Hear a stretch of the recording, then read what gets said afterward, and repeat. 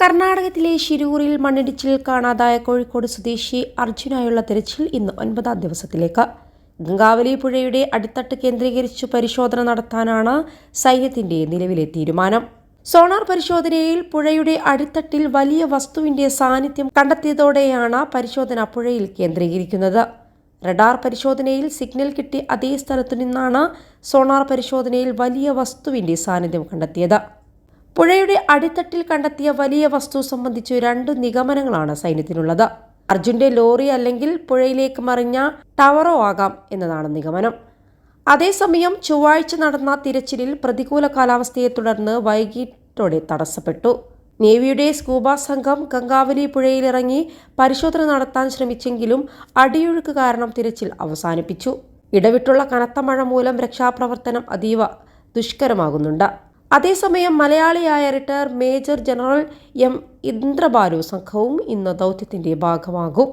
അപകടം നടന്ന മേഖലയിലെ ഭൂപ്രകൃതി വെല്ലുവിളി നിറഞ്ഞതാണെന്നും ഡ്രോൺ സംവിധാനങ്ങൾ പ്രയോജനപ്പെടുത്തുന്നതാണെന്നും ഉചിതമെന്നും എം ഇന്ദ്രബാൽ മാധ്യമങ്ങളോട് പറഞ്ഞിരുന്നു.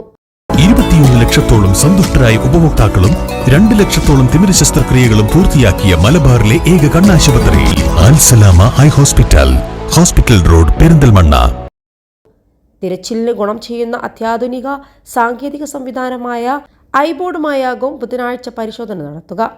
ക്വിക്പേ എന്ന സ്വകാര്യ കമ്പനിയിൽ നിന്ന് വാടകയ്ക്കെടുത്താണ് ഉപകരണം എത്തിക്കുന്നത്. ഇത് ഉപയോഗിച്ചുള്ള തെരച്ചിലിൽ കരയിലും വെള്ളത്തിലും ഒരുപോലെ 20 മീറ്ററിലും താഴെയുള്ള ഏതു വസ്തുവും കണ്ടെത്താനാകും. ഡ്രോൺ ഘടിപ്പിച്ചിട്ടുള്ള സാങ്കേതിക വിദ്യയാണിത്. അതിനിടെ തിങ്കളാഴ്ച ഒരു മൃതദേഹം കൂടി കണ്ടെത്തിയിട്ടുണ്ടായിരുന്നു. ഗംഗാവലി പുഴയുടെ മറുകരയിൽ താമസിച്ചിരുന്ന സന്നു ഹനുമന്ത ഗൌഡ എന്ന സ്ത്രീയുടെ മൃതദേഹമാണ് ലഭിച്ചിരുന്നത്. കാണാതായ സ്ഥലത്ത് നിന്ന് ഏതാണ്ട് 10 കിലോമീറ്റർ അകലെ ഗംഗൈകൊള്ള എന്ന സ്ഥലത്താണ് മൃതദേഹം അടിഞ്ഞത്. ഇതോടെ ഇനി കണ്ടെത്താനായുള്ളവരുടെ എണ്ണം 3 ആയി.